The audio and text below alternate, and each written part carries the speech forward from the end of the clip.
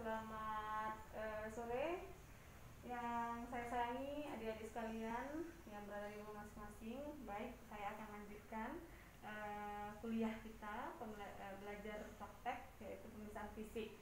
Nah, yang lalu ada saya kasih untuk pemeriksaan fisik ini sudah saya kenalkan alat-alatnya. Hanya saja ada tambahannya untuk refleks papilla. Oke, adik-adik sekalian, sekarang kita lanjut aja ke pelaksanaan pemeriksaan fisik. Nah, di sini sudah tersedia pasien, ya, ibu nifas, ya, 1 hari postpartum. Jadi di sini saya selaku penolong datang ke ruangan pasien menyapa. Selamat pagi ibu, bagaimana kabar anda hari ini? Sehat? Iya. Baik, jadi di sini saya bidan yang akan melakukan pemeriksaan kepada ibu dari ujung kepala sampai ujung kaki. Tujuannya agar saya dapat mengetahui keadaan ibu saat ini dan melakukan beberapa pemeriksaan bagian-bagian tertentu agar bisa terdeteksi bagian mana yang ada sedikit mengalami penyulit. Ya. Baik ibu, bersedia kan? Bersedia. Oke. Yang berikutnya kita perhatikan ruangan privasi ibu tetap terjaga, pasang lampiran. Pastikan kondisi ruangan dalam keadaan tertutup. Yang berikutnya kita mencuci tangan. Mencuci tangan seperti biasa. Ada berapa langkah? 6 langkah. Ini saya lanjutkan saja. Tidak, ini seperti biasa. Yang setelah selanjutnya cuci tangan, kita mengelap tangan, ya, seperti biasa. Mulailah kita melakukan pemeriksaan fisik. Skip dulu. Ya. Oke, selanjutnya yang berikutnya setelah mencuci tangan dan mengelap tangan, kita langsung melakukan pemeriksaan vital sign ibu. Yang pertama adalah mengukur suhu tubuh ibu. Seperti biasa, ibu buka dulu ketiaknya, ya, saya masukkan alat untuk mengukur suhu tubuh ibu. Ini saya anggap saja sudah masuk ke ini bagian dalam. Ini silahkan jepit ibu. Selanjutnya kita melakukan pemeriksaan tekanan darah.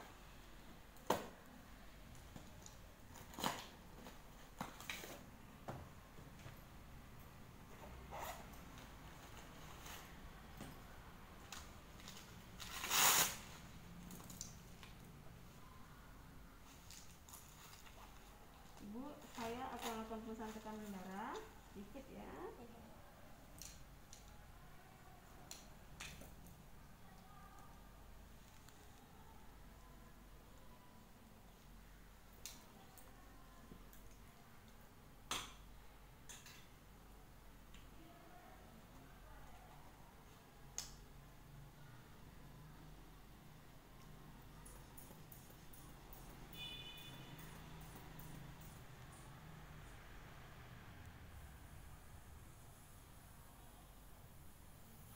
Oke, baik, pemeriksaan tekanan darahnya sudah selesai.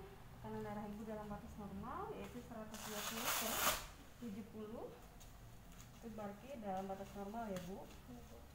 Nah, kita tetap perhatikan alat.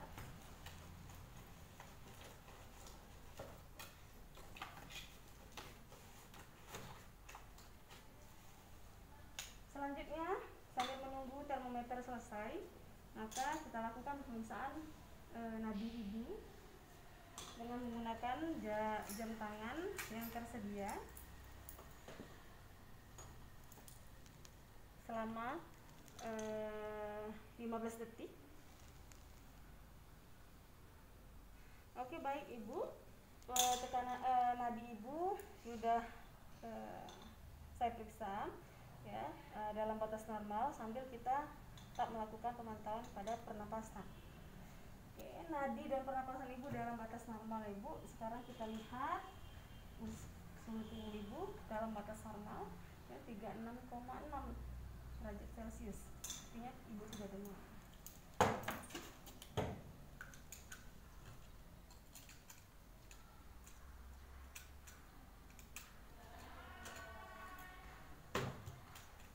Oke, selanjutnya kita akan minta pasien untuk, ya, kita akan pertama melihat keadaan di sekitar wajah ibu, ya. Apakah ada terlihat anemis, bengkak, atau pucat.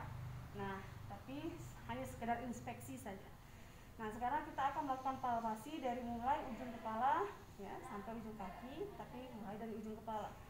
Ibu, saya boleh buka rambut ibu untuk melihat, memegang rambut gunanya untuk melihat apakah ada benjolan di kulit kepala ibu. Maaf ya ibu, anggap ini pasiennya sudah membuka rambut. Oke, kita raba, tidak ada benjolan, ya. Kulit kepala dalam keadaan bersih, ya. Rambut juga dalam keadaan bersih. Selanjutnya, inspeksi wajah. Wajah tidak boleh dibuka kacamatanya ibu. Wajah tidak anemis, tidak bengkak, tidak ada pembengkakan. Maaf ya bu, tidak ada pembengkakan pada palpebra ibu. Sekarang kita melihat konjungtiva ibu. Oke ibu, untuk melihat tidak ada anemis. Sklera ibu untuk melihat tidak ada ikterik atau tidak. Ternyata tidak ikterik. Lalu kita sekarang melihat hidung. Ya, hidung. Skip dulu. Oke, kita lanjut. Setelah dari pemeriksaan wajah, ya, untuk melihat konjungtiva, sklera, ya, keadaan kulit wajah, sekarang kita ke pemeriksaan telinga. Ibu, saya akan melakukan pemeriksaan telinga pada ibu. Silahkan ibu berbaring, miring ke sebelah sana, ya. Saya lihat keadaan telinganya, ya. Ini boleh dibuka. Ya, dari sini saja, dari situ ya. Maaf ya ibu, lihat keadaan telinga ibu bersih, tidak ada cairan yang berbau keluar. Begitu juga sebelah kanan ibu. Maaf ya ibu. Oke. Nah, selanjutnya pemeriksaan hidung. Boleh dibuka bu sedikit hidungnya. Nah, ibu disuruh menengadah, ya baik. Maaf ya ibu, ya. Bagus, tidak ada pembengkakan pada polip, ya. Nah, sekarang kita lanjutkan pada pemeriksaan mulut dan gigi. Baik ibu, anggap ini ibu yang membuka mulut. Silakan buka mulutnya ibu. Kita lihat keadaan di sekitar mulut, lidah, ya, dan tidak ada pembengkakan, ya, dari tonsil. Gigi ibu baik, ya, bersih dan tidak ada stomatitis. Kita lanjutkan sekarang. Setelah pemeriksaan dari mulut, kita lanjut pada pemeriksaan leher. Nah, di leher kita seperti biasa, ibu, saya akan periksa leher ibu. Maaf, ini untuk melihat ada tidak pembengkakan di kelenjar limfa, ya. Nah, tidak adakah pembengkakan di kelenjar tiroid. Coba ibu menelan. Ada rasa sakit? Ya, tidak ada pembengkakan di kelenjar limfa dan di kelenjar tiroid. Nah, sekarang kita lanjut pada pemeriksaan dada. Pada pemeriksaan dada, ya, mungkin kita bisa mendengar, ya, denyut jantung ibu, ya, keadaan murmur, ya. Ibu tarik nafas, ya, ya. Seperti biasa nafasnya, tarik lagi, ya. Hembuskan seperti biasa. Oke, tidak ada bunyi ronci, ya. Nah, semua dalam batas normal. Sekarang kita masuk kepada pemeriksaan payudara ibu. Pada pemeriksaan payudara ibu, ya, ya, kita menggunakan pantomime. Oke. Nah, di sini kita lihat keadaan payudara ibu simetris atau tidak. Nah, kita menilai. Sekarang kita mempalpasi bagian terjauh dulu yang menopang, tidak ada dengan 3 jari, ya. Nah, ke arah puting tapi melingkar. Oke, begini. Nah, tidak ada pembengkakan, ya, puting susu menonjol, ya, sudah ada pengeluaran ASI. Begitu juga dengan sebelah payudara yang sebelah. Kita palpasi dari atas ke bawah mengarah ke puting susu, tapi dengan gerakan melingkar. Oke. Nah, kita melihat keadaan puting susu menonjol, ya, kita keluarkan, ada cairan ASI, ada ASI yang sudah keluar. Selanjutnya kita masuk ke pemeriksaan abdomen. Pemeriksaan abdomen kita buka. Skip dulu. Ya. Oke, selanjutnya kita akan melakukan pemeriksaan pada abdomen. Di abdomen kita melihat ada tidak bekas luka operasi, ya. Karena ini ibu nifas pervaginam, maka dan tidak ada bekas luka operasi, kita lihat di abdomen. Sekarang kita menilai, ya, tinggi fundus uteri ibu. Kalau 1 jam postpartum, ya, maka tinggi fundus uteri ibu kurang lebih 2 jari di bawah pusat, ya, maka kita akan mempalpasi, ya, akan teraba, ya, 2 jari di bawah pusat ibu, keras, ya, nah bulat, kita merasakan seperti kita memegang batu. Begitulah tinggi fundus uteri yang baik dengan kontraksi yang baik. Nah, setelah itu, setelah kita melihat keadaan tinggi fundus uteri, kita juga dapat melihat bagaimana tinggi fundus uteri yang tadi sesuai, maka involusinya juga kita nilai dalam keadaan yang normal. Uterus ibu juga dalam keadaan yang normal dari pemeriksaan abdomen. Nah, selanjutnya kita masuk kepada pemeriksaan ekstremitas. Ini saya ke bawah, pemeriksaan ekstremitas. Baik ibu, saya lihat, ibu silahkan miring dulu, miring arahnya ke sana, ya, membelakangi saya. Oke. Nah, di sini kita lihat tidak ada varises, ya, di kaki ibu tidak ada varises di kaki ibu. Ya, nanti dilihat di sini di belakang kaki ibu. Lalu kita silakan ibu telentang kembali, ya, tidak ada udem pada tibia ibu, mata kaki tidak ada udem.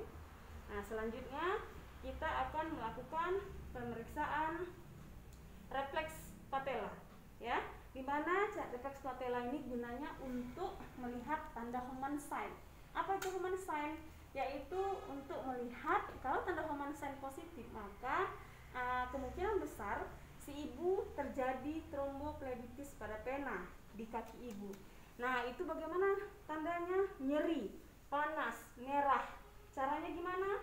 Caranya adalah, maaf, itu kita bukan refleks patella, bukan melihat Homan sign, ya. Refleks patella lain, Homan sign lain. Sebelum kita refleks patella, itu kita lakukan pemeriksaan Homan sign. Caranya, angkat kaki ibu, ya. Kita pegang telapak kaki ibu, lalu kita putar. Nah, kalau ibunya tidak kesakitan, maka ini Homan sign-nya negatif, artinya ibu tidak mengalami tromboflebitis pada pena di kaki ibu. Nah, begitu juga dengan sebaliknya. Nih, oke, kita bisa kaki ibu up gini ibu, ya, oke, kita putarkan terus, tidak ada nyeri dan tidak ada kemerahan pada ekstremitas, maka Homan sign-nya negatif. Nah, berikutnya kita praktekkan refleks patella pada kaki ibu. Ibu, ya, bisa refleks patella ini dalam keadaan duduk, bisa juga dalam keadaan berbaring. Nah, kalau dalam keadaan pasien yang bisa dalam keadaan duduk, maka bisa dilakukan di pinggir tempat tidur. Kalau misalnya tidak, makanya dalam keadaan berbaring pun bisa. Caranya, ibu kakinya ditopang satu, lalu, ya, yang satu lagi menopang, ya, oke. Nah, di sini tetap kita lihat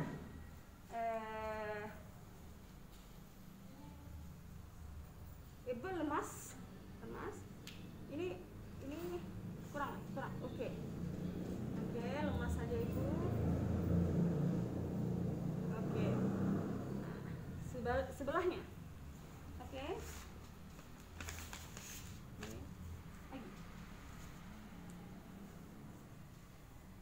lemas ibu, lemas. Oke. Belum. Oke. Nah, selanjutnya kita akan melakukan pemeriksaan bagian dari vulva dan vagina. Nah, ibu, saya akan melakukan pemeriksaan di daerah kelamin ibu untuk melihat apakah ada perdarahan atau tanda-tanda lainnya. Mari ibu, silahkan ibu tekukkan kakinya pada posisi litotomi. Oke, dulu. Baik, selanjutnya setelah melakukan pemeriksaan ekstremitas bawah ibu, maka kita akan lakukan pemeriksaan genitalia eksterna.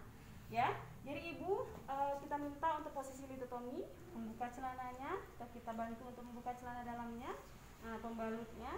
Ya, di sini jangan lupa sudah matikan dulu. 3. Oke. Selanjutnya jangan lupa kalau tempat tidur belum diletak perlak alas, maka kita wajib berikan perlak dan alasnya. Nah, perlak. Oke, jadi perlak dan alasnya sudah terpasang. Nanti kita lihat. Nah, sekarang kita menginspeksi apa yang perlu kita inspeksi, bagian vagina dan vulva, ya, bagian vulva terutama.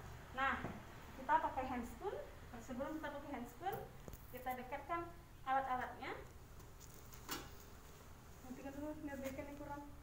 2, 3. Oke, kita lanjutkan. Setelah kita melakukan pemeriksaan, setelah kita melihat, menginspeksi ya keadaan bagian vulva ibu, maka kita siapkan alat untuk vulva hygiene. Ada kapas berisi ada kapas cebok ya yang sudah steril.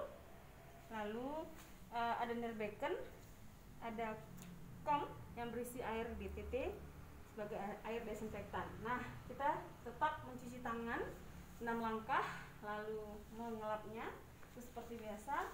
Lalu kita pakai handscoon yang tersedia di bak instrumen, ya.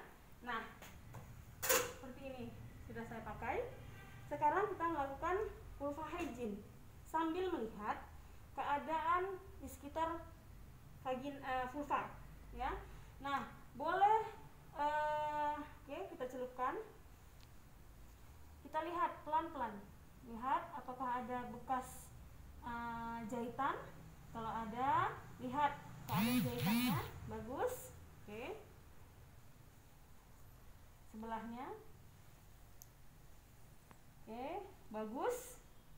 Lalu kita lanjutkan melihat labia minora bagian dalam, pelan-pelan sambil kita lihat adakah serasi jalan lahir bagian dalam, kalau ada bekas hacking atau tidak, sambil melihat mengobservasi darah ada nggak bercampur dengan nanah dan bau yang lainnya. Oke, kita lihat kondisi lokeanya juga sebelahnya. Oke, baik. Terakhir kita lihat uretranya, ya, klitoris kamu kemih mengalami pembengkakan atau tidak, ya, mana tahu ada akibat dari komplikasi pada saat jalan lahir, pada saat persalinan. Oke, ternyata tidak ada. Kita lihat anus, ya, dan oke, kita lihat anus, kita lihat raba ada hemoroid atau tidak. Sudah? Nah, selanjutnya kita nilai kandung kemih ibu, ya, penuh atau tidak, blast atau tidak, full blast atau tidak, ya. Kalau full blast, wajib kita anjurkan ibu untuk berkemih. Caranya, ambil pispot dulu, takkan, pancing dengan air, siram. Kalau tidak juga, terakhir baru kita katetkan. Kalau ibunya bisa mobilisasi kamar mandi, karena sudah 2 jam mobilisasi dini, kita bantu untuk kamar mandi. Oke, sudah kita lihat. Kalau memang ada benang, ya, bekas laserasi jalan lahir, bekas hacking yang longgar, boleh kita menggunakan pinset, dieratkan, ya. Nah, selanjutnya sudah selesai pemeriksaan alat genitalia. Kita pakaikan celana dalam ibu, dup dan celana dalam. Lalu kita bereskan alat-alat seperti biasa. Buang ke tempat sampah yang basah. Oke. Buang ke tempat sampah yang basah. Oke. Nah, selanjutnya pemeriksaan alat genitalia sudah selesai, dan kita akan maka selesailah pemeriksaan fisik ibu nifas dari ujung kepala sampai ujung kaki. Lalu terakhir kita membuka handscoon secara terbalik, dilarutkan klorin atau kenerbekan dulu, dan kita mencuci tangan ya, 6 langkah, lalu mengelap tangan. Oke adik-adik, saya rasa ini video pemeriksaan fisik yang bisa saya tampilkan. Jika ada yang mau ditanyakan, silahkan kita berdiskusi di chat melalui WA group. Terima kasih. Assalamualaikum warahmatullahi wabarakatuh.